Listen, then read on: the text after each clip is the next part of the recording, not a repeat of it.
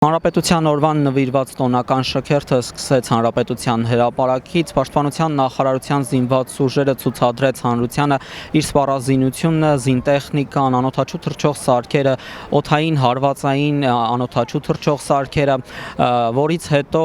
զինտեխնիկան տեղափոխվեց մայրաքաղաքի գլխավոր փողոցներից մի քանիսը ցուցադրության համար, նրանք ցուցադրվում են հանրությանը, քաղաքացիները հնարավորություն ունեն տեսնելու սպառազինությունում գտնվող այն զինտեխնիկան, որը վերջին տարիներին է համալրել Հայաստանի Հանրապետության զինված ուժերը։ Հանրապետության օրվան նվիրված զորահանդեսին մասնակից զորքերը շարված են։ Զորահանդեսի հրամանատար գեներալ լեյտենանտ Ասրյան։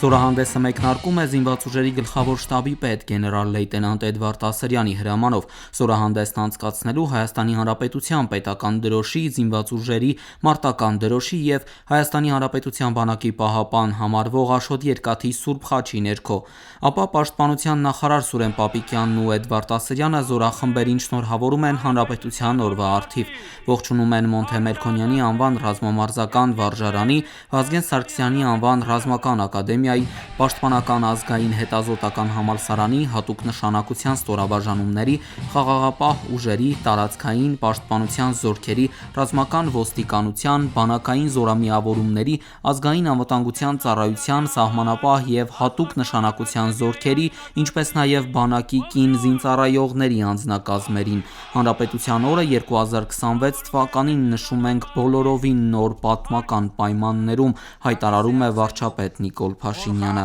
Պայմաններում պետական կարևորագույն ինստիտուտ է բանակը, եւ այսօր Հայաստանի Հանրապետության բանակը ոչ թե պատերազմի, այլ խաղաղության գործոն է, որովհետեւ պաշտպանունակ եւ ուժեղ բանակ չունեցող երկիրը կարող է գայթակղիչ լինել ագրեսիայի համար։ Մենք չենք կարող մեզ դնել նման իրավիճակում, եւ այսօր մեզ համար պատիվ է 2026 թվականի Հանրապետության օրվա առիթով Հայաստանի Հանրապետության ժողովրդին ներկայացնել այն արդյունքները, որոնց հասել ենք 2022 թվականից ի վեր։ Վարչապետի խոսքով այսօր ներկայացվող բանակը նոր բանակ է, նոր սպառազինությամբ, նոր համազգեստով եւ նոր գաղափարաբանությամբ, որի հիմքում Հայաստանի միջազգայինորեն ճանաչված ինքնիշխան տարածքի պաշտպանությունն է։ Վարչապետը հիշեցնում է 2026 թվականի հոկտեմբերի 6-ին Պրահայում ձեռք բերված պայմանավորվածությունները, որոնցով Հայաստանն ու Ադրբեջանը Ալմա-Աթայի հռչակագրի հիման վրա ճանաչել են միմյանց տարածքային ամբողջականությունը։ Փաշինյանի խոսքով հենց այդ համաձայնությունից հետո է միջազգային սպառազինությունների շուկան բացվել Հայաստանի համար։ 2022 թվականից սկսած Հայաստանի Հանրապետության կառավարությունը շուրջ 170 միլիարդ դրամի ներդրում է արել ռազմարդյունաբերական համալիրում,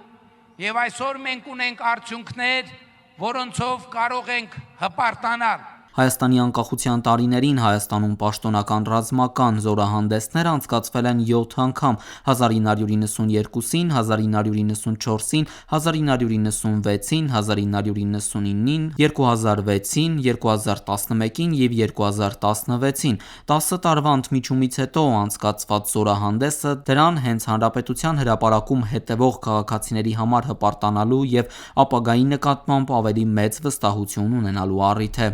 Երջանկություն, ուրախություն, իմ երեխաների ապագան։ Ես այսօր ճիշտ ասեմ իմ մասին չեմ մտածում, ես մտածում եմ իմ երեխաների մասին։ Իսկ գիտեիք օրինակ, որ այսքան զենք ունի Հայաստանը։ Չէ, չգիտեի, այսօր տեսա։ Մենակ հպարտություն, տեսնելով այսքան զինտեխնիկա։ Ինչ զգացիք այսքան զենք տեսնելուց, այսքան զինտեխնիկան տեսնելուց։ Վարդություն, միան ուրախություն, միան աբակայի հանդեպ լավադեսություն։ Ուրախ եմ դե որ զինվել են, բայց լավ չզգացի դրա համար, որ մտածում եմ սրանք ինչ են անելու, այսինքն ինչերա պատահելու եւ որտեղ են սրանցից օգտվելու։ Այդ ինձ լավ զգացում չի թողանցում։ Ես շատ ուրախ եմ վեր, այսքանը ձեռք ենք բերալ, թեկուզ եւ 22 թվին ենք ձեռք բերալ, այս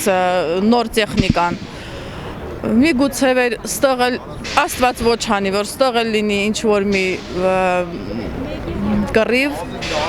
միգուցե ստողենինք, պաշտպանված ենք մոնք։ Որ զենքը քեզ դուր եկավ։ Կապույտը, Որ մեծանաս ինչ ես դառնալու։ օթաչու, Որ մեծանաս ինչ ես դառնալու։ մեծանամ զինվոր եմ դառնալու։